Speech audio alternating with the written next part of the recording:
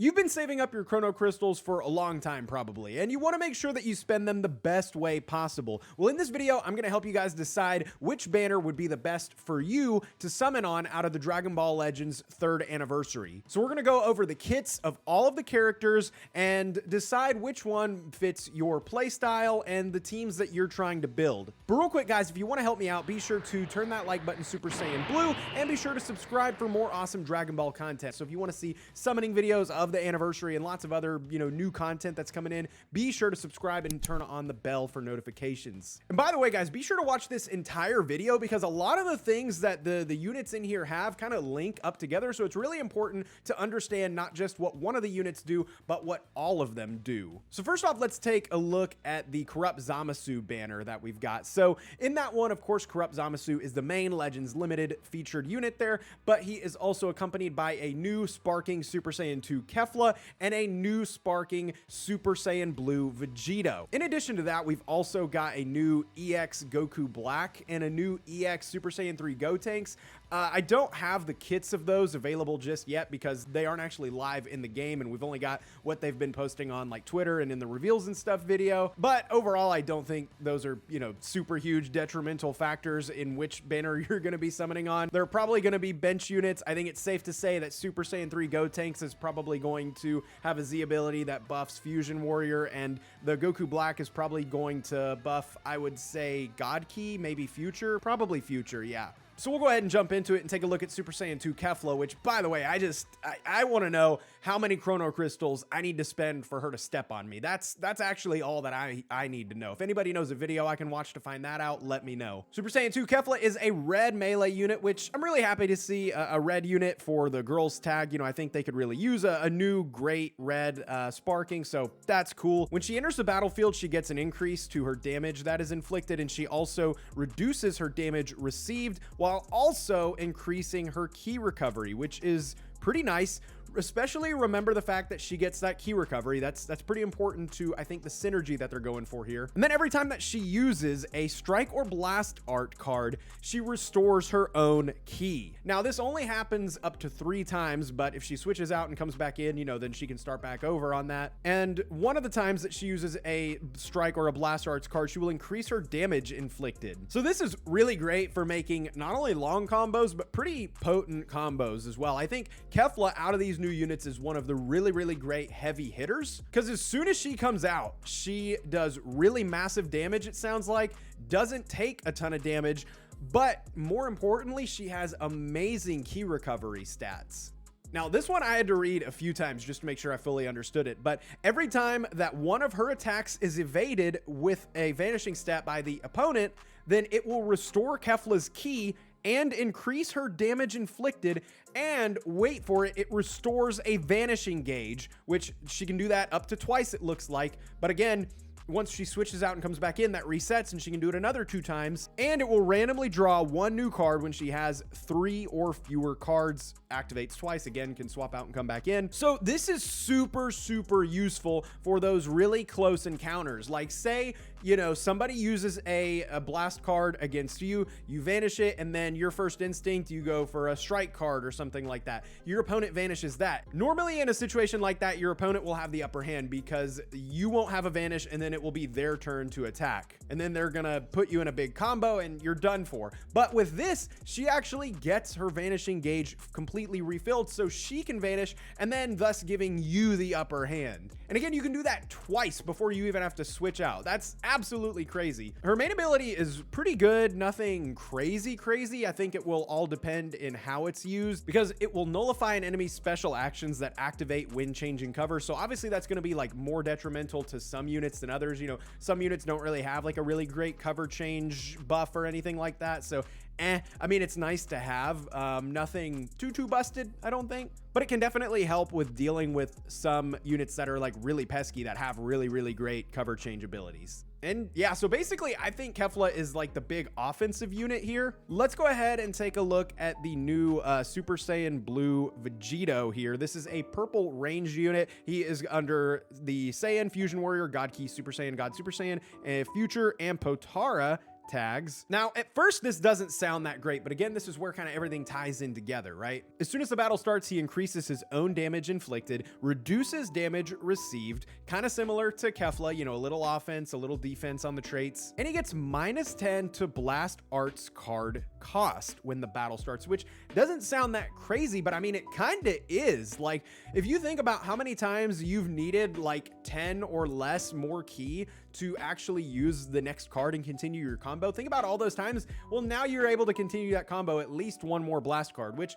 sometimes can make a pretty solid difference. But again, that's not quite all. Let's bear with me here. In addition to his Z ability buffs, he also increases the damage inflicted and key recovery to any Fusion Warrior, God Key, or future units when he is switched to standby. So really, he's a good support unit, I think, for Fusion Warrior going into this. I know he's listed as a ranged unit and not a support unit, and I think that that's probably going to be true. I think he's going to have, you know, really solid offense, because plus he also does get an ultimate card. But I think that, yeah, he's going to have some pretty killer support options as well, considering he is mostly an offensive unit. When he enters the battlefield, then he also increases the next blast arts card damage inflicted and draws a random card when you have 3 or fewer cards, kind of similar to, you know, Kefla's shtick with the 3 or few cards thing. When you use his special arts card, it will restore his own key, increase the arts card draw speed, and inflict all enemies with no switching, which is really, really cool, because you could honestly just like apply that no switching and then, you know,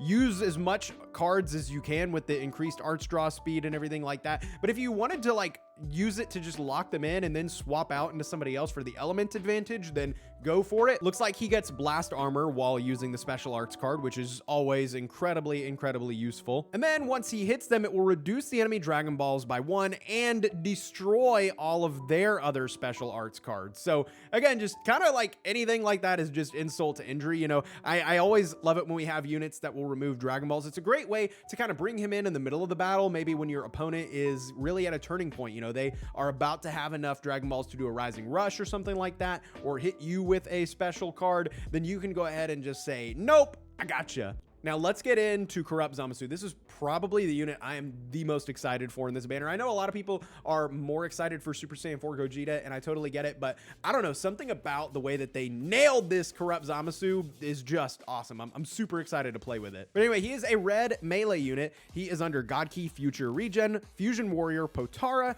and Powerful Opponent. Now, even though I'm super excited for this unit, there are a couple things that I'm curious about. Like, for one, I wish it wasn't red, or at least I wish that it and Kefla weren't both red, because I want to use all 3 of these on the same team, and I guess I can. I just really don't like using, you know, 2 of the same color in my core.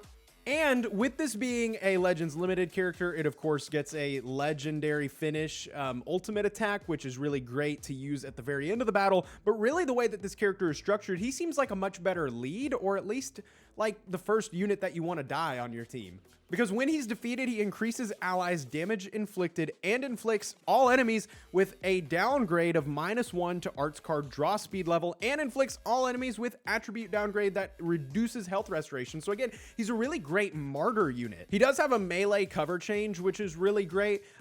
So I mean, you know, maybe he's not somebody to lead with and like keep in, you know, I would say maybe lead with him and switch him back and forth, you know, a little bit in the middle, but definitely try to get him to be the first one to go out. And then every time he uses a strike or a blast card, though, he increases his own damage inflicted, which is nutty. There doesn't really seem to be like a cap on that, like some of the others, you know, said that it would activate only like twice or so. This, you know, just seems like it goes up. I bet it's a small amount each time, but still, really, the longer that you're able to keep him alive, it seems like he could really do some nasty stuff. Now, here are a couple of traits that he gets the whole time that he's in the battlefield. When an enemy lands a strike or a blast arts card, it reduces the enemy key and reduces own damage received. So again, he's a really great unit to send out. I would say when your opponent has a unit that's like really pesky and really annoying, you know, and dealing a lot of damage, send him out, because he's going to weaken their abilities. When an enemy switches while this Zamasu is on the battlefield,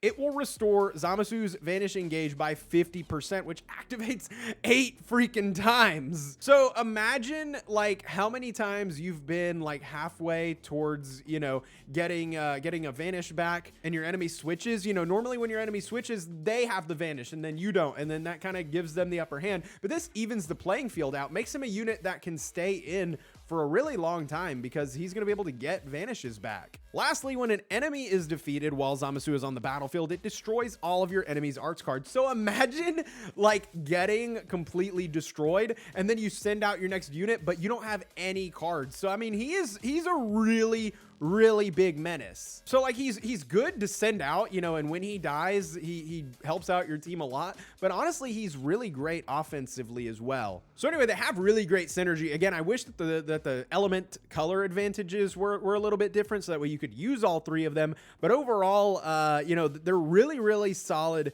units that have some really unique abilities here. Let's go ahead and take a look at the GT stuff. And by the way, guys, be sure to leave a comment down below letting me know what units you are most excited for in this anniversary. Eis Shenron is a blue ranged unit. He only is under the tags Shadow Dragon, GT, and Twins. When he's on the battlefield, he seals an enemy strike arts when the enemy switches characters. Whenever he is faced with an enemy, he basically makes the opponent's damage received a lot higher, and he also reduces their enemy key, inflicts a downgrade that increases their substitution count, and inflicts another downgrade of -50 to vanishing gauge recovery. Holy cow. Those are some really hard hitting stat downgrades, especially that vanishing gauge recovery, because vanishing is super important in the game. This is going to force them to switch out a lot, which is cool because he has that thing where he seals the enemy strike cards when they switch. So it's kind of like major insult to injury there. His main will reduce the enemy's vanishing gauge to 0, restore his own key by 50,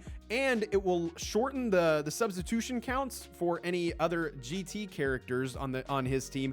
And last but not least, it will draw a blue card. I'm a little bit curious to see how it actually works in battle with the whole reducing the enemy's vanishing gauge to 0. It seems a little bit less effective than just like locking them in. You know, there are some units that like have the ability to prevent other players from switching, whereas this seems a little bit more short than that. You know, it just reduces their vanishing gauge to 0. They could, you know, swap out. If you're going against some of those other fusion units that we talked about earlier in the video, you know, they even have some certain abilities that can kind of sort of like help them get their vanishing gauge back. So, you know, again, like I wish that they just made it to where he like locked them in. It sounds a lot cooler than it really is, or maybe I'm wrong, but the restoring your own key by 50, that's definitely nothing to scoff about. And it helps shorten the substitution counts, which is always useful for, you know, sometimes when you swap out and then you're like, oh crap, I need to swap right back out. And you get a blue card, which is super cool too. When you use his special card, it will reduce the damage received and destroy all of your enemies' special moves, their awakened moves, which are of course purple cards. I know those don't get talked about as much. And it'll also get rid of the ultimate arts cards. It'll also start a counter, which will activate upon the enemy's tap, attack, tackle, or strike arts cards while in the fighting pose.